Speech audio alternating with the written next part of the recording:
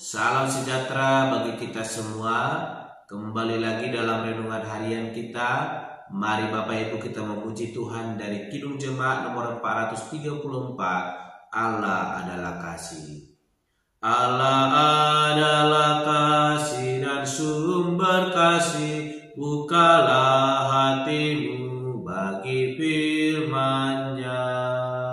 Allah adalah kasih dan sumber kasih. Bukalah hatimu bagi firman-Nya. Kamu dalam dunia, bukan dari dunia. Kamu dalam dunia, bukan dari dunia. Akulah yang memikul sengsaramu. Allah adalah kasih dan sumber kasih. Bukalah hatimu bagi firman-Nya.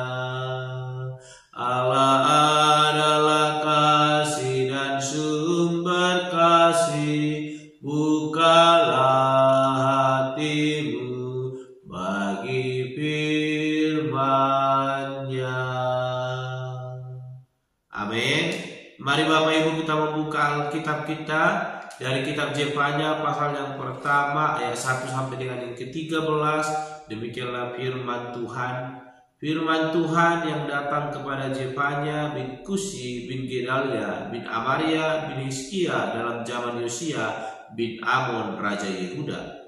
Aku akan menyapu bersih segala-galanya dari atas muka bumi. Demikianlah firman Tuhan. Aku akan menyapu manusia dan hewan. Aku akan menyapu burung-burung di udara dan ikan-ikan di laut. Aku akan merebahkan orang-orang fasik dan akan melenyapkan manusia dari atas muka bumi. Demikianlah firman Tuhan.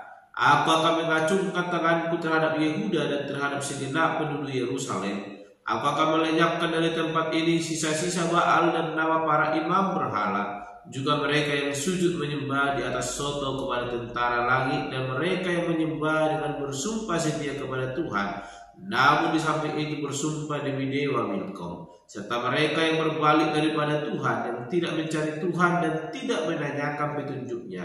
Berdiam dirilah di hadapan Tuhan Allah, sebab hari Tuhan sudah dekat. Sungguh Tuhan telah menyediakan perjamuan korban dan telah menguduskan para undangannya. Pada hari perjamuan korban Tuhan itu, aku akan menghukum para pemuka, para anak-anak raja dan semua orang yang memakai pakaian asing.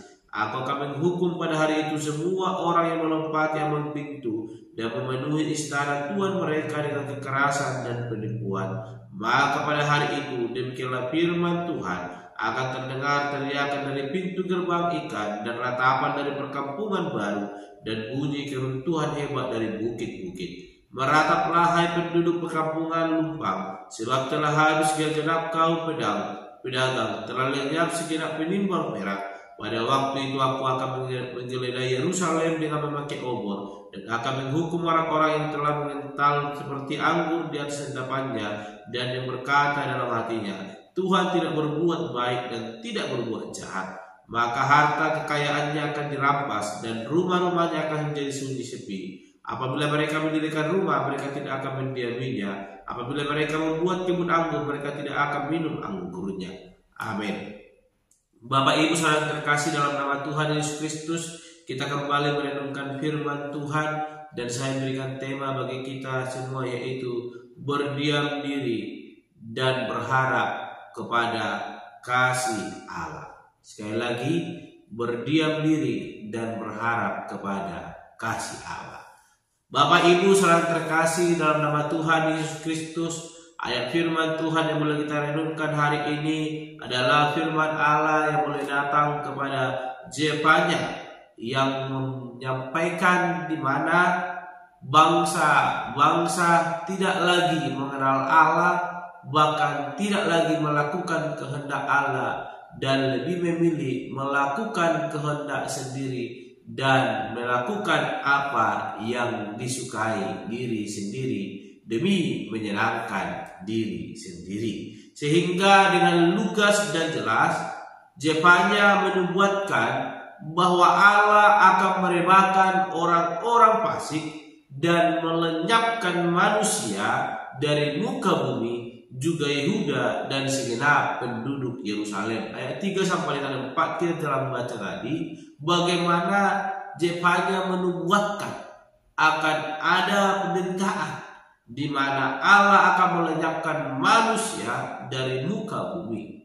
Oleh karena itu, Bapak Ibu saudara terkasih dalam nama Tuhan Yesus Kristus, ketika Zefanya menyampaikan ini, di mana di awal Zefanya menyampaikan nubuatan yang begitu sangat menyedihkan, karena perbuatan manusia Allah harus mendatangkan murkanya. Namun kita memperhatikan bagaimana Zefanya juga memberikan solusi terbaik bagi orang-orang yang sungguh percaya kepada Tuhan, supaya tidak binasa ketika penghukuman itu boleh dinyatakan oleh Tuhan.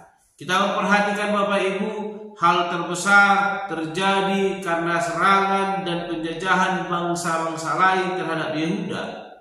Itu adalah hukuman Allah.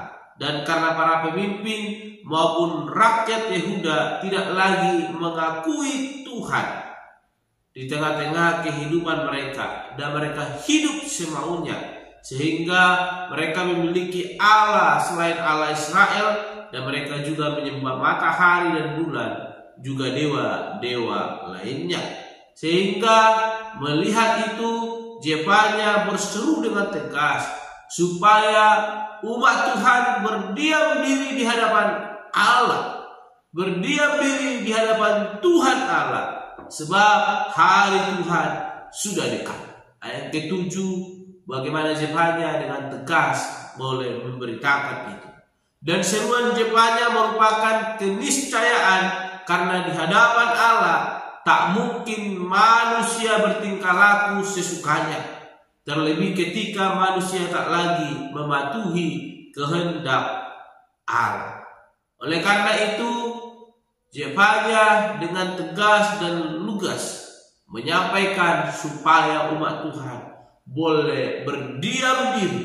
Dan berdiam diri ini berarti tidak membela diri, apalagi mencari kambing hitam atau melemparkan kesalahan kepada orang lain.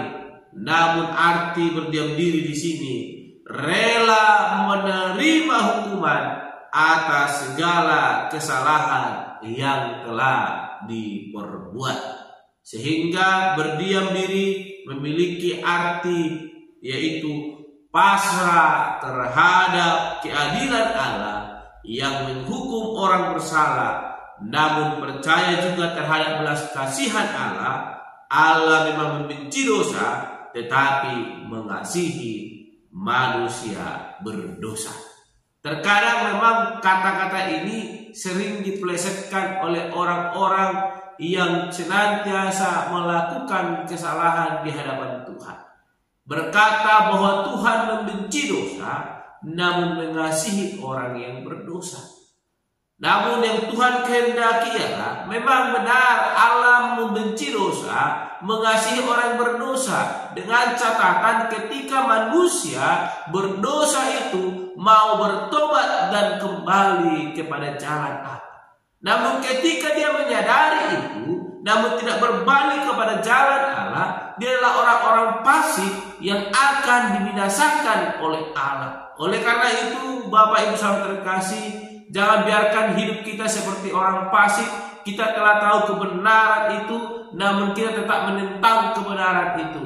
Mari sebagaimana yang disampaikan oleh Zefanya, kita belajar untuk berdiam diri di hadapan Tuhan, mengoreksi apa yang salah dalam diri kita, sehingga lewat itu kita boleh bertobat dan kembali kepada jalan Allah, berharap berdoa kepada Tuhan akan belas kasihannya yang boleh mengasihi, mengampuni kita, sehingga kita boleh terlepas dari hukuman yang akan Tuhan nyatakan.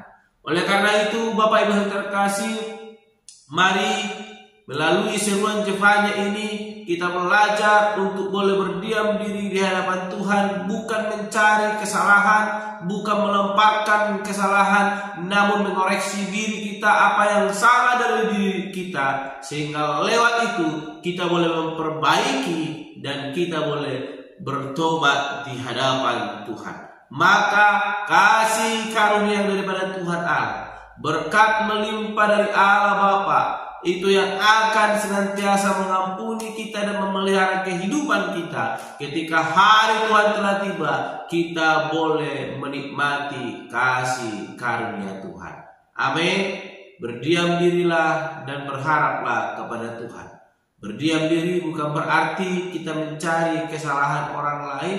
Berdiam diri bukan berarti kita hanya diam dan tanpa mengoreksi diri.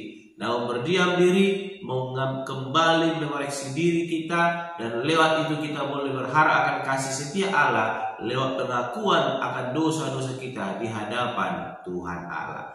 Amin. Mari kita berdoa. Bapa Surgawi, kami kembali bersyukur untuk kebenaran firman Tuhan yang boleh kami renungkan, yang mengajarkan kami untuk berdiam diri dan berharap akan kasih setia Allah dalam hidup kami.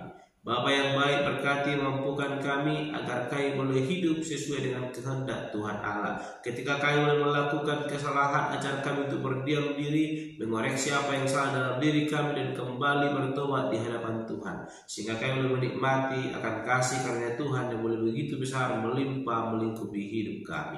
Terpuji Engkau Bapa, termulia namamu. Tuhan kami berdoa dan untuk renungan pada hari ini. Haleluya. Amin. Shalom Bapak Ibu.